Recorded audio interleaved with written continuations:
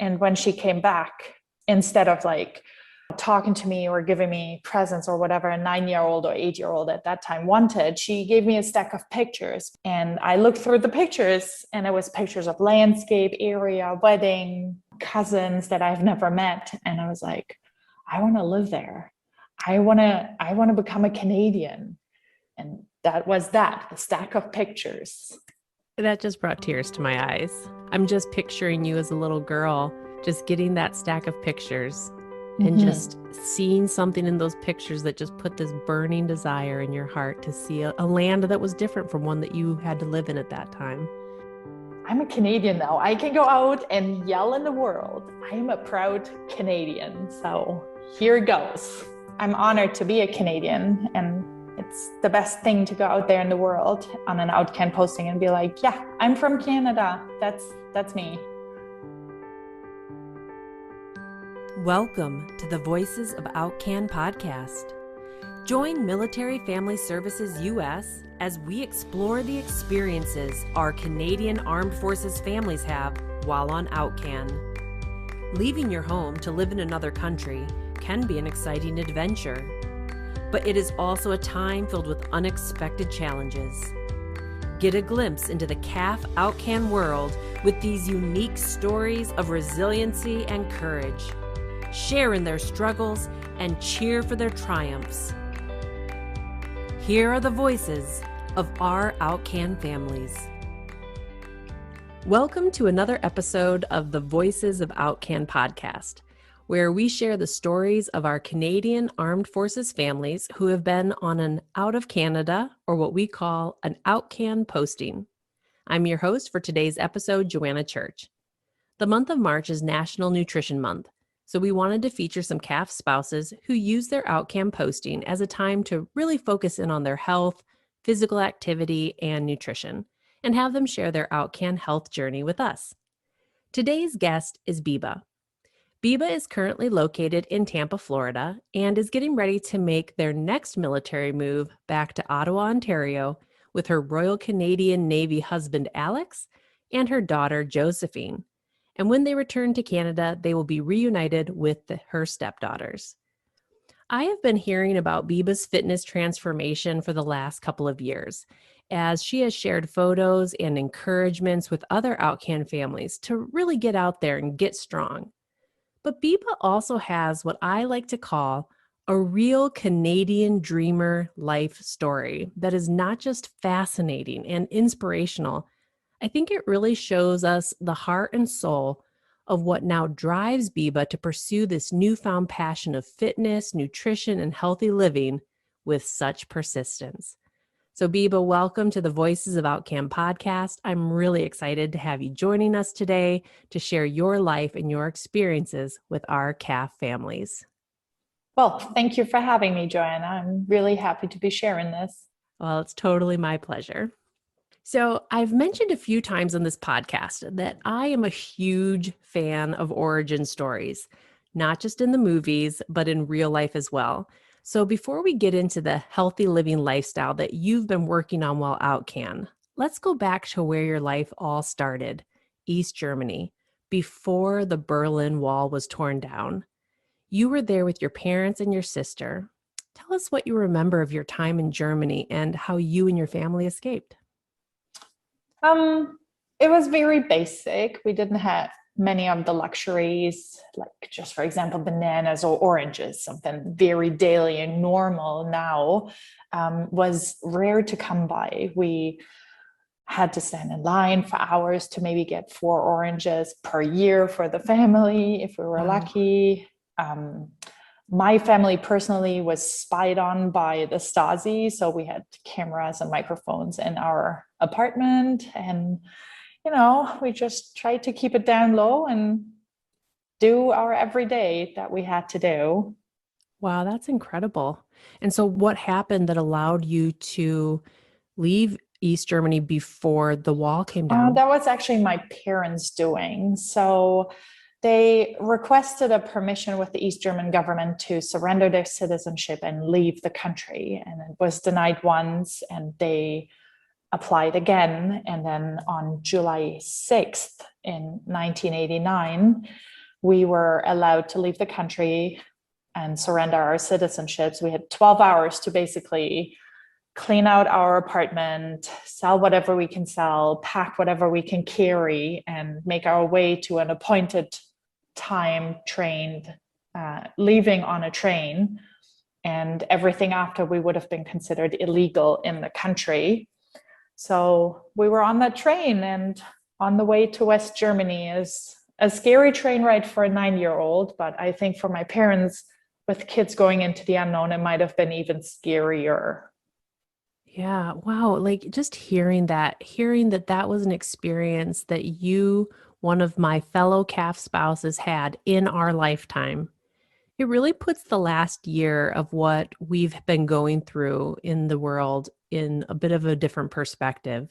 I don't know about you, but I have not had to stand in line once to get food here during this past year. But you hear these stories where that's commonplace before a pandemic, and you think of these other places around the world where people are experiencing that and then having the pandemic on top of it.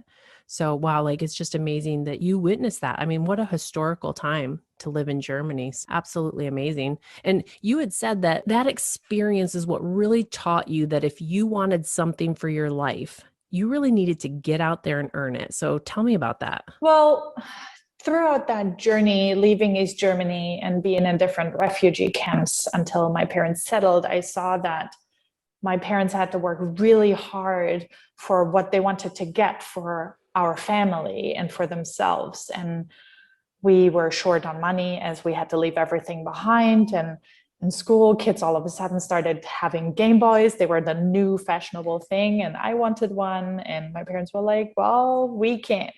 We don't have the financials for it. So I started delivering newspapers and saving the money. And then when I was older enough, I had a real part-time job at a Italian ice cream shop, serving ice cream. And, when I was 18, I started at McDonald's, and it just went on from there that whatever I wanted, if it was something I wanted to buy or something I wanted to achieve, I knew I had to work for it and make it happen, and nobody else. And that's what I did.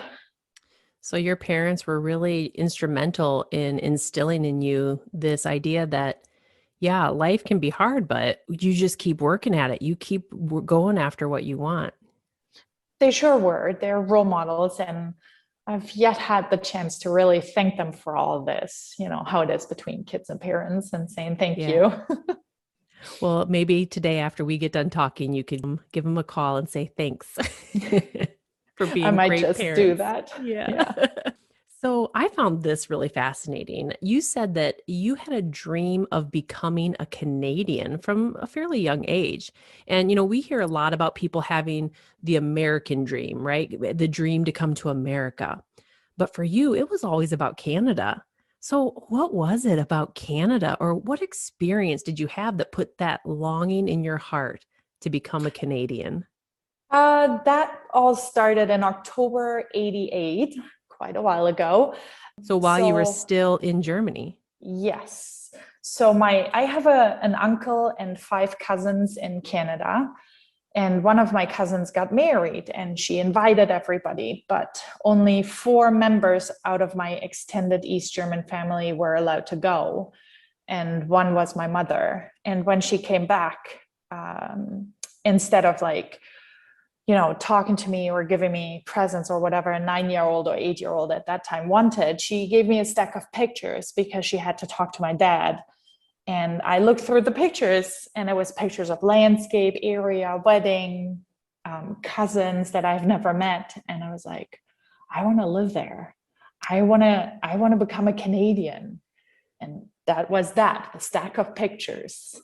That just brought tears to my eyes. It did, because I'm just picturing you as a little girl, just getting that stack of pictures and just seeing something in those pictures that just put this burning desire in your heart to see a land that was different from one that you had to live in at that time. Yeah. Oh, that's amazing. And so you started pursuing it pretty young in life. So you had sort of a whirlwind. You came to Canada on your first work visa. What did you do? Yep. What did you do on that first work visa? What was your job? I worked at a resort about 3 hours north of Toronto. Okay. So yeah. So you got that for just a little bit of time. Mm-hmm. You went back to Germany because you couldn't stay, obviously, past your work visa. But then Yes. you got to go to DC and work. Then you went back to Germany. Yep. And then finally back to Canada on a 12-month work visa as you waited for your Canadian permanent residency to be granted. What did you do for that 12-month period? So I settled in Kingston, Ontario, and I worked at a hotel there right by the waterfront. And I had an amazing roommate who's now the godmother of my daughter. She rented me out one of her rooms in her house. And yeah, I just tried to live as normal as I could and not think about that time ticking in the background and going down and down and down. So yeah. Were you nervous that you wouldn't get your permanent residency in time?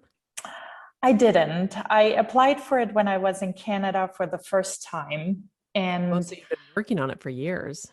it took 4.5 years. Wow. And every time I checked the status, it said like 12 to 18 months, 18 to 24, 24 to 36, undetermined time. Good luck. And I was like, oh no.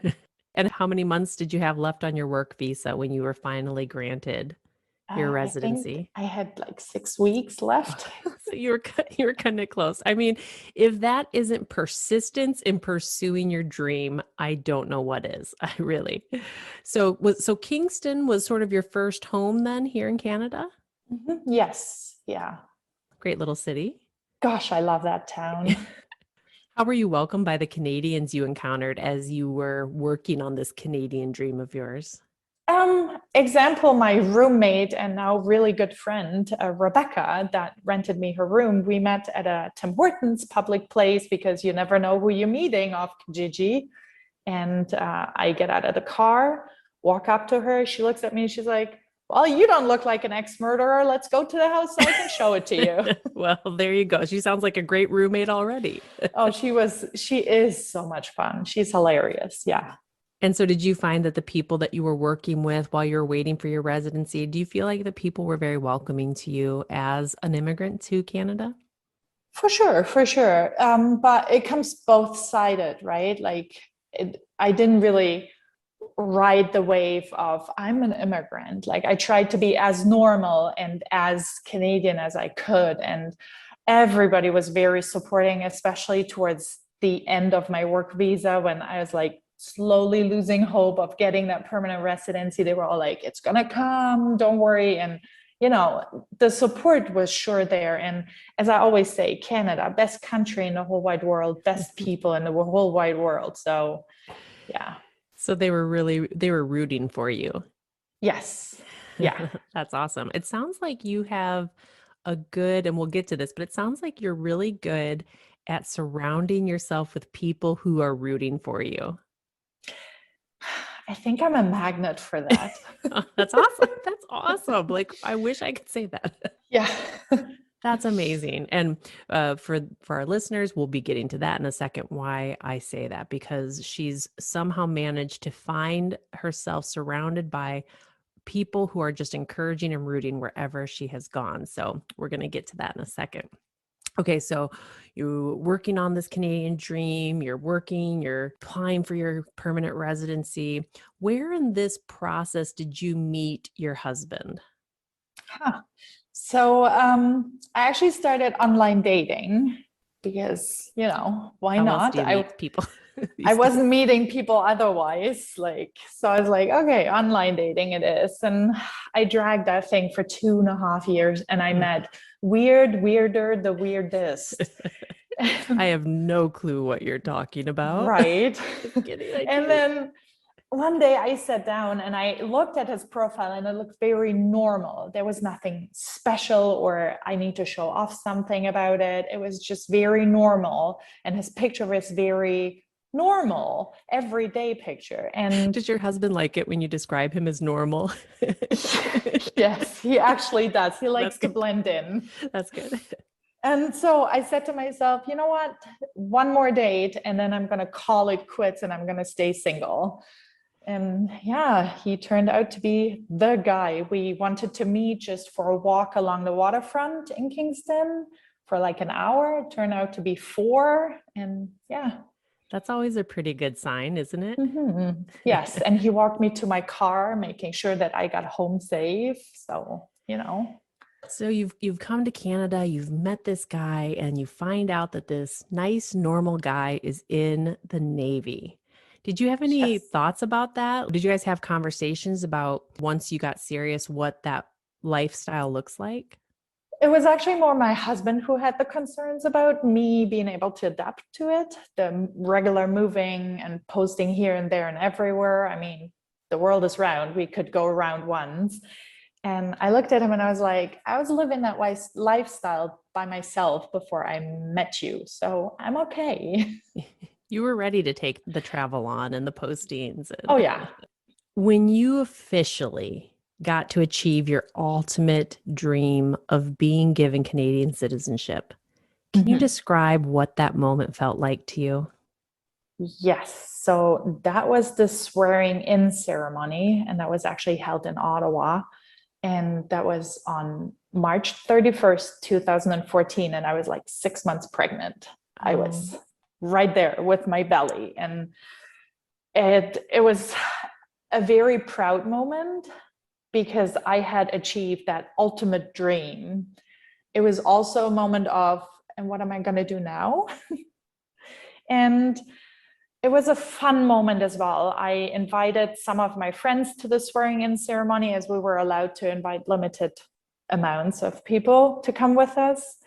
And the judge that swore us immigrants, and it was a big group of immigrants, he actually made it quite easy and light. And we had to do the oath in French and in English. And everybody was like, oh, French. And he literally syllable by syllable walked us through that oath in French. In the moment, were you aware of the fact that this was the culmination of childhood dreams? Like, was that something that you actually thought about in that moment, that I've been dreaming about this since I was 8 years old? It's been in my mind constantly. Even now, I think about it and I'm like, man, I did this. Like, it took a long time, but I did it. So if this is possible, what else can I do? And I think yes, but it was more like a not conscious thought. It was there. And I was proud of what I achieved. But I was also very excited of, I'm a Canadian now. I can go out and yell in the world. I am a proud Canadian. So here goes. I love it. I love it. Don't forget to check out calfconnection.ca to find information and resources for members and their families specific to your location. Whether that's across Canada or at any OUTCAN post, Military Family Services is here for you, regardless of your posted location. Okay, so are you wearing a shirt that says "Sun's out, guns out"? I sure do. Okay, so the reason why we wanted to share your story, Biba, is because of that shirt. Sun's out, guns out. Because we have seen, and you can't see her, she's flexing for me right now. But we have seen your commitment to really getting healthy take off, as you put it, like a hot wildfire in Tampa, Florida on your OUTCAN. And we know that while an OUTCAN posting can have many challenges, it really is a great time to work on your physical health because of climate, base resources, time. There's just such a wealth of resources everywhere you go, all these things. And you did that. But that wasn't always you. I love how you describe your life before your healthy lifestyle journey as the bachelorette life. So tell us, what did the bachelorette life look like for you? The come home, sit on a couch with a bowl of chips and go out and have McDonald's a couple of times a week, cook lots of cream and butter meals and hot chocolates good with German fare. marshmallows. I've got German in my background. That's good German fare you're talking about here. Butter and cheese and And it is good. And I still have a lot of it. There's just a combination of not moving and doing all this, being very stationary and just, enjoying the moment kind of thing. But it's a long moment. That moment got stretched out over a few years. Is that what you're saying? Yes. So was your husband living this lifestyle of couch potato with you during this time? Yes, we're guilty, but he has the better genes. He's still stick figuring out there. That's always frustrating. Yes. So you're living this lifestyle. You're pretty much just eating what you want, not moving your body too much. But then your daughter was born. Yeah. And you said, I look at your faces lighting up, just mentioning your daughter. You said that's what's really changed things for you. Why was that? You have this new sense of responsibility all of a sudden that now it's not only you, because, your husband can without you. Not that they really can, but this little being in your arms, she has no idea what to do and how to do it in the right way. So it got me thinking, and it took a few years until I really got it rolling, because a newborn is a lot of work and, being in between on top of that. So I've started going to the gym when we moved to Ottawa every day. And it started something in me, but it wasn't really it. It really didn't get me moving. But that was the first step, I would say. What about your nutrition at that time? Like, were you making some different choices in your nutrition as you sort of started that new healthy mama life? I tried, but I didn't really know how. So I just winged it, and it wasn't the right way, which I know now looking back. So I tried to cut down on portions and maybe have just a small breakfast of a yogurt or an egg and nothing else. And then a small lunch and a small dinner. And then you were starving all the time. And tired and no energy. But I didn't look at what I was eating, like what kind of yogurt, what kind of lunch, what kind of dinner was I eating. And I wasn't informing myself properly. So it really just took off here in Tampa that I got the whole picture of what am I really doing with this? You started the steps, you're working out a little bit more, you're thinking about what you're eating, but just not really knowing what to do with it. And then you come OUTCAN to Tampa, Florida, which is a beautiful city. I love Tampa. And if you don't mind alligators, right? There's Alligator Alley down there, but it's a beautiful city with a lot of Spanish architecture. What a beautiful, lovely place to get an OUTCAN posting, minus the hurricanes, right? Like if we could just take the hurricanes away. But when you got there, you got involved with something called Camp Gladiator, which is a training program that is done outside in public. And I know a lot of women shy away from that. So tell us about that. What is Camp Gladiator and what just got you pumped up when you got involved with it? Camp Gladiator is, people would call it a boot camp style. I like not to call it a boot camp because it's not as hard. It's workouts in a 5-week cycle rotation. And every week works on something different. It goes from endurance over strength and agility over interval, and then a peak week and a community week. So, and then we'll start all over again. So every week is something different. And there's workouts literally in the area that I live in, which is a little suburb area of Tampa. We have, I think, over 70 different locations, which they have different times and days that they provide camp. And yes, it's in public, but it's in places where there's not many people that are walking by and looking at you, what you're doing. Yeah, so that might feel a little bit weird. Yes. Were you nervous the first time you went? I mean, you go and join a new group. Of course, you're nervous. I saw an advertisement for it in one of the local papers. And I was like, okay, I need to get back on the working out train, because when you move, you kind of lose that. So true. Oh my gosh, that's so true. And so I just went, and they had their birthday promotion on. It was like $10 for the first 5 weeks. And I was like, okay, what can I lose? Yeah.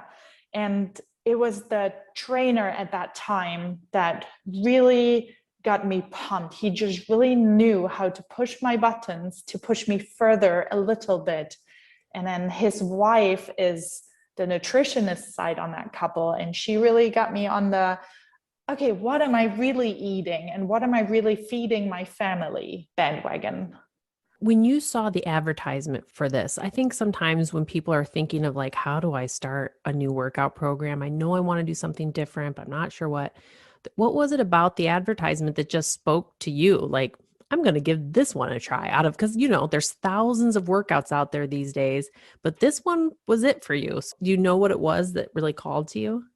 It was different aspects. It was the aspect of it being outside. I mean, we Canadians like the outside year round because we can't year round. So sometimes it just gets too cold. And I was like, I need to give this sun a chance on me.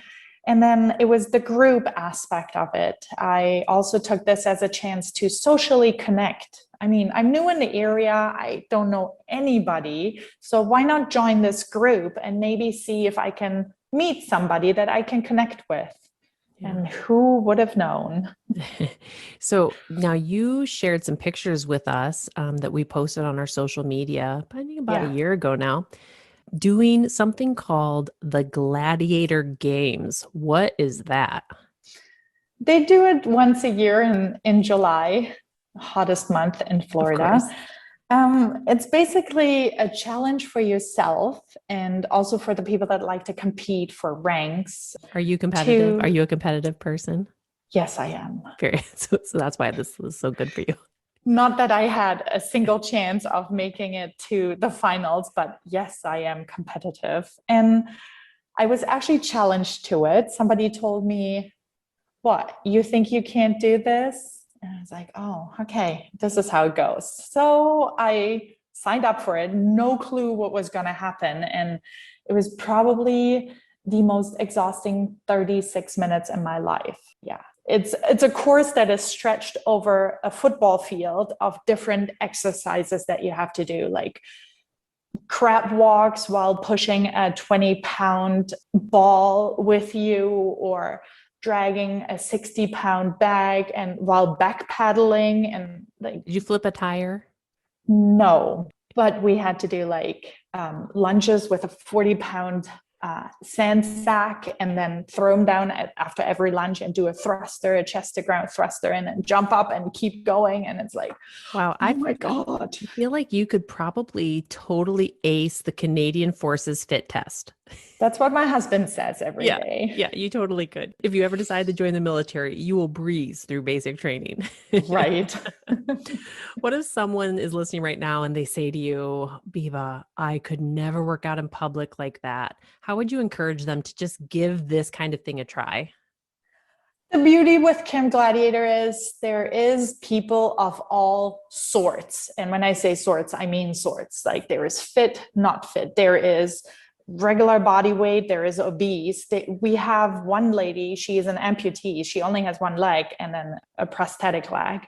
My neighbors, they are retired. She's a retired teacher. He's a retired paper pusher, let's say. And they were both obese when I met them moving here. And over the course of the last 2.5 years, she lost over 60 pounds and she's in her late 60s. I mean, wow. And she's doing it. And Camp Gladiator is designed to do what you can do at your own pace. So are you taking out the light weights, the 8-pounders, or the heavy weights, the 20-pounders? Are you running or are you speed walking? It's really do what you can do and try to push yourself a little further every time you go.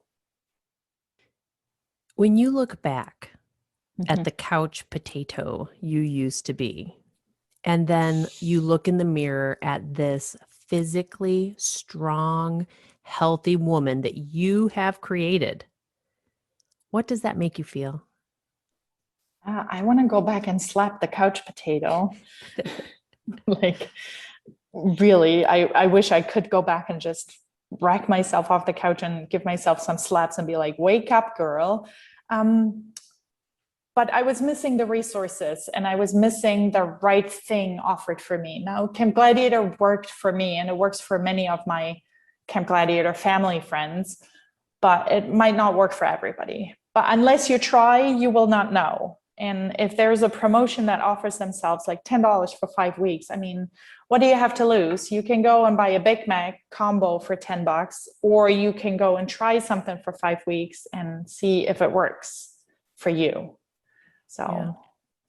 Well, I'm just sitting here talking with you. The amount of times I've seen you flex your biceps for me, that shows me, which I love actually, because what it shows me is, one, I see the pride in the work that you've put into this, and I see the confidence and just the strength, just the strength exuding off of you. So it's got to feel pretty good when you look in the mirror, not just because of how you look physically, but because of how you feel.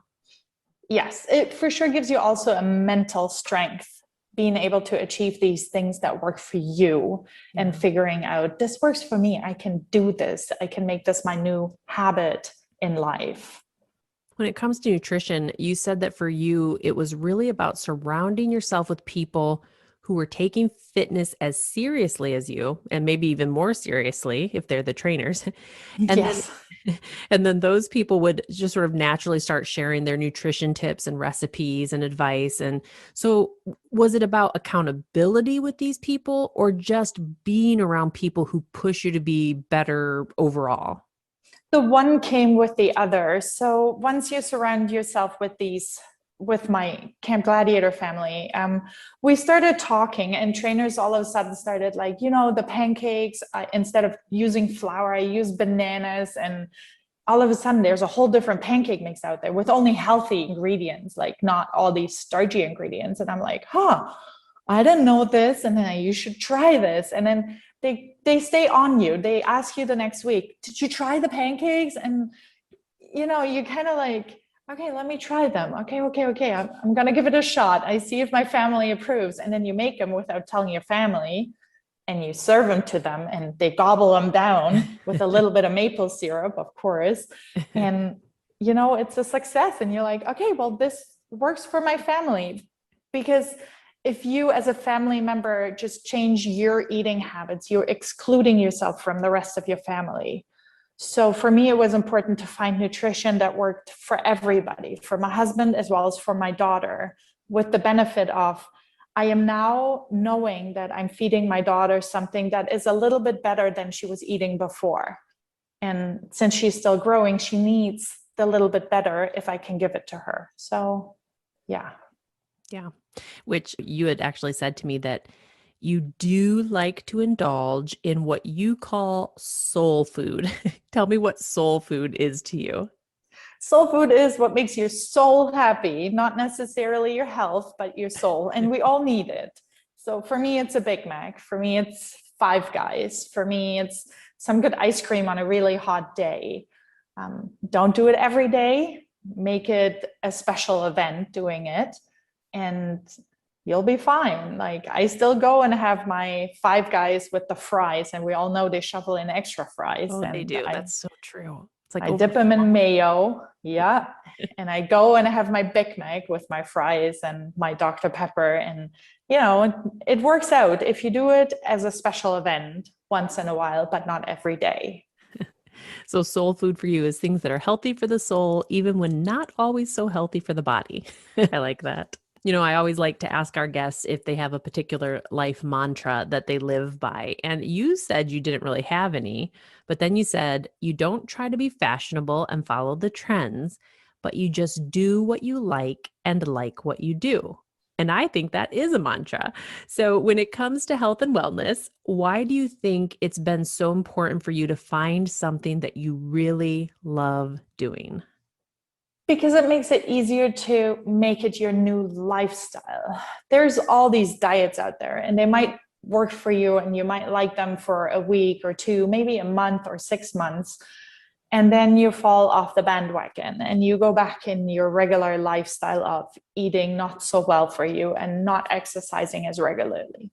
Again, I have no idea what you're talking about.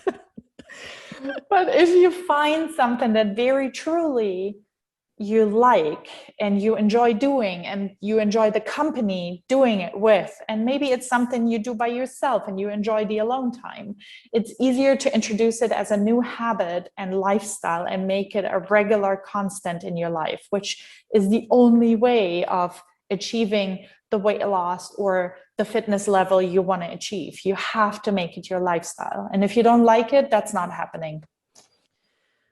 Well, you're heading back to Ottawa, which does not have the same climate as Tampa, Florida. You probably won't be able to work out year-round outside. Got any plans for that when you head back to Ottawa? Snow shoveling is a good workout, I've heard. That is true. Your heart rate will go right up. Right. I don't know. I feel like you could start your own Camp Gladiator Canada. You just might have to move indoors in the wintertime. And you know what? You're not the first one saying it to me. There's been about 25 people haunting me for the past year to do it. I don't know. I don't know yet. It's this unknown military future that we all live of. What am I going to do?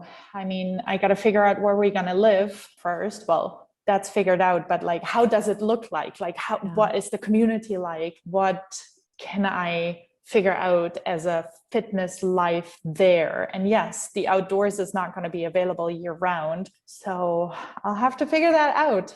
We'll check back in with you and see what you're doing a year from now and see how you've managed to continue this in your life.